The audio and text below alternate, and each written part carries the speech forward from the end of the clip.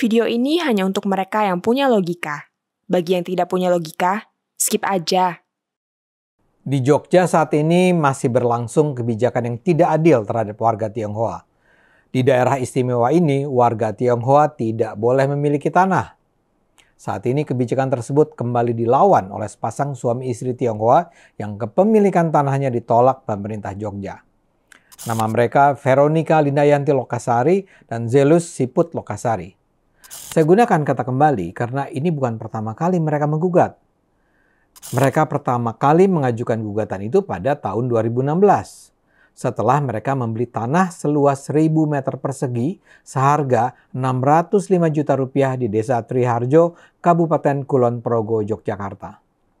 Ternyata kepala kantor pertanahan di sana menolak kepemilikan tanah oleh mereka dengan alasan mereka adalah warga keturunan Tionghoa, bukan pribumi. Mereka boleh beli tanah dan kemudian bangun rumah dan mendiami rumah itu, tapi tanahnya tetap bukan miliknya. Pemilik tanah menurut pemerintah Yogyakarta adalah kesultanan. Jadi warga Tionghoa bisa berdiam di lahan itu dengan menyewa satu periode tertentu. Dia harus bayar sewa untuk tinggal di tanahnya sendiri. Begitu periode sewanya berakhir, tanah itu harus dikembalikan ke kesultanan. Dalam hal ini, kesultanan bisa saja mengizinkan atau tidak mengizinkan perpanjangan untuk periode berikutnya. Merasa tindakan pemerintah itu melanggar hukum, sejak saat itu Veronica dan Zelus tanpa henti memperjuangkan hak-hak mereka. Jadi apa yang mereka lakukan sekarang adalah bagian dari perjuangan selama 8 tahun terakhir. Kali ini yang mereka gugat ada 7 pihak. Dari mantan kantor kepala pertanahan Kulon Progo, Badan Pertanahan Nasional Yogyakarta, sampai juga Gubernur Yogyakarta. Dalam gugatannya, Veronica dan Zelus menyatakan pemerintah telah melakukan tindakan melawan hukum yang menimbulkan kerugian. Mereka menggugat pemerintah karena bertindak diskriminatif yang bertentangan dengan Undang-Undang Nomor 40 Tahun 2008 tentang penghapusan diskriminasi ras dan etnis. Mereka pun menggugat keputusan itu karena bertentangan dengan instruksi Presiden tahun 98 yang menetapkan penghentian penggunaan istilah pribumi dan non-pribumi dalam semua pelaksanaan kegiatan penyelenggaraan pemerintahan. Karena perbuatan itu, para tergugat dituntut pembayaran ganti rugi material sebesar 6,396 miliar rupiah dan kerugian imaterial sebesar 1 triliun rupiah. Saya rasa kita harus bersama-sama mendukung perjuangan mereka. Warga Tionghoa adalah saudara kita bersama dalam kesatuan bangsa Indonesia. Bagaimana mungkin kaum Tionghoa harus dibiarkan mengalami perlakuan tidak adil semacam itu di Yogyakarta? Di Indonesia sebenarnya ada ketentuan yang menetapkan semua warga negara punya hak yang sama dalam pertanahan.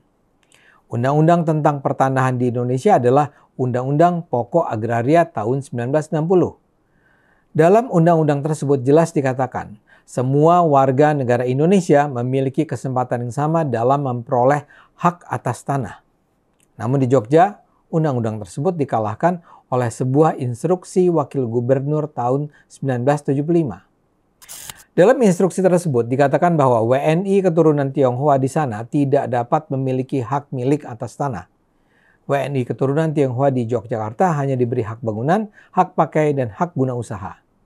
Tapi kan namanya saja surat instruksi. Kekuatan hukumnya seharusnya jauh di bawah Undang-Undang Pokok Agraria. Upaya membatalkan instruksi gubernur sudah berulang kali dilakukan.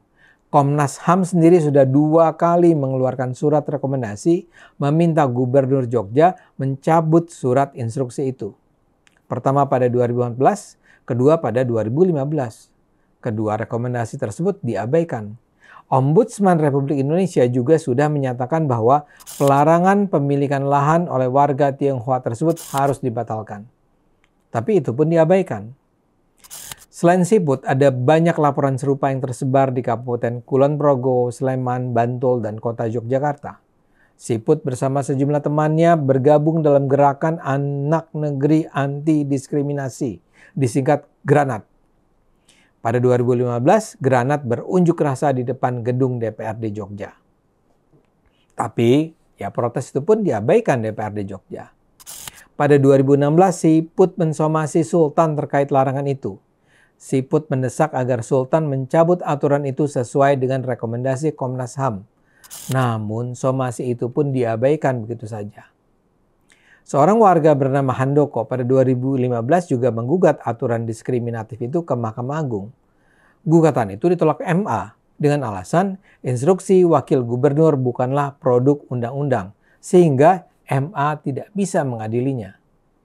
Setahun berikutnya, Handoko bersama Siput dan para aktivis lainnya mendaftarkan gugatan ke Pengadilan Tata Usaha Negara Yogyakarta.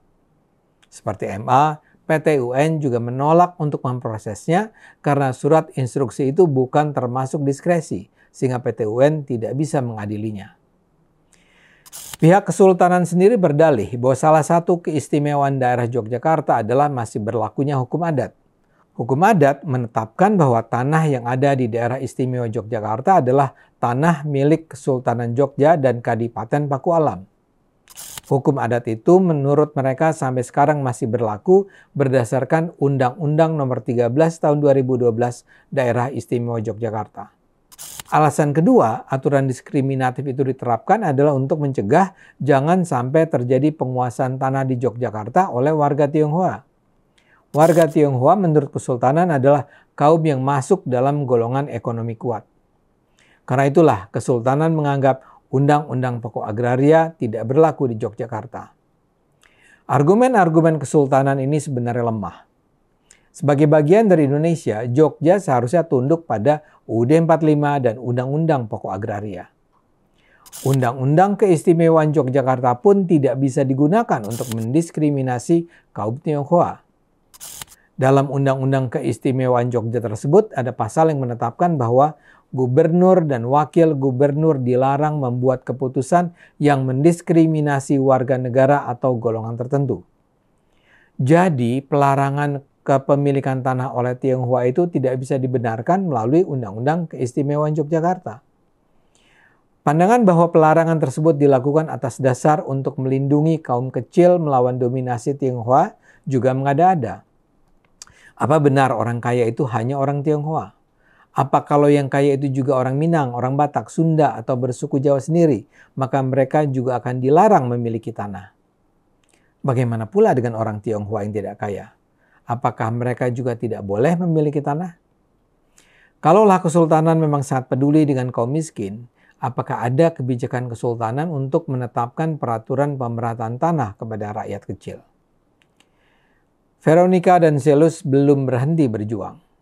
Caci maki dan ancaman berulang kali mereka peroleh. Tapi mereka punya kesadaran tinggi bahwa hukum harus ditegakkan di Indonesia walau dengan risiko yang tidak kecil. Kita doakan dan dukung agar perjuangan mereka menuai hasil.